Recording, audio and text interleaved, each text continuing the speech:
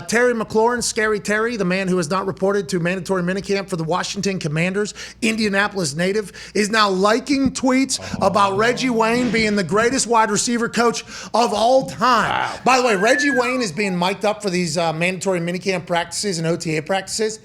He's going to be a fucking incredible coach. I mean, if you ever listen to how T.Y. Hilton talked about Reggie Wayne being a mentor in the wide receiver room for him and teaching him a lot and being big bro and loving him and everybody else that has ever been in the wide receiver room with Reggie Wayne, it's almost like Chris Ballard and Frank Reich were like, if we could potentially get a leader of the wide receiver room to be the coach as well, like a Reggie Wayne who's a Hall of Fame player, this is a home run coming back home to the Colts, maybe reinstill some tradition with the team as well from the old school days. He's been a home run. And Scary Terry, who grew up in Indy, watched Reggie Wayne and Marvin Harrison do their thing. He actually has a post about Marvin Harrison from 2019 where he was like, this guy never talked, he just worked and played. I modeled my game after him. I'm sure the same type of thing could be said about Reggie Wayne growing up around here. Let's go, Scary Terry to the Colts. Hey, let's go. Now listen, the Commanders will have to agree to that.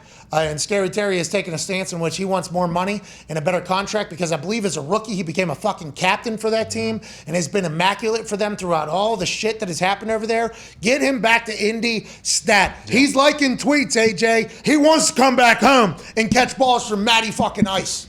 Well, a couple years ago, I wouldn't think this is a possibility, but with what's been going on in the league with giant trades and different things happening and people not wanting to extend receivers, like I think it's an actual possibility. I don't know what the cap situation's like in Indy. We know they can work that out for sure, but like this isn't out of like, this is a real possibility. I think we got drum sets, guitars, manuscripts, anything you need. Manuscripts. We did. Yeah. What kind of manuscript does he have? Well, I'm not sure, but you should see the manifest that he also has there as well. But the cash over cap situation, everybody chatted about. Andrew Brandt kind of introduced to the world, then everybody else was talking about it the next day, which is fantastic. Where's that conversation been for the last, 10 years as we've been asking this question with this loophole of the salary cap? Jim Irsay has the ability to do so with the salary cap that we have. They have a Quentin Nelson deal, I think, on deck, so they're going to have to figure that one out. They've already paid Darius Leonard. Matty Ice's deal is already done.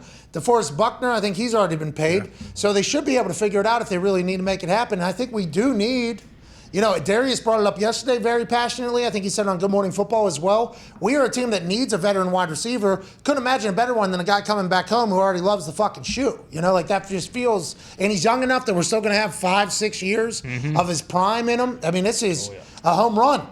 I just wonder how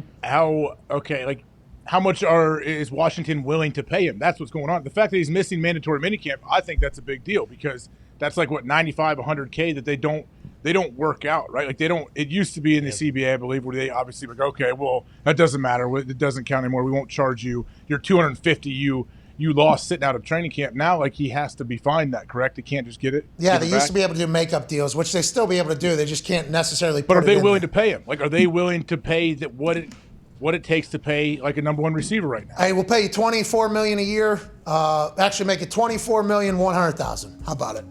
Deal. We got a deal. We'll just make up for that fine that just happened. You're never going to see that last 6 figures. And for this fine, it's not like he's been paid yet. His rookie contract was $3.8 million. So the opt-out, the voided money in the rookie contract is not really much. We'd assume if there's any in there for not showing up at a mandatory thing that the team puts in there, because that could be conduct detrimental. They could also write in there that they kind of throw on everything.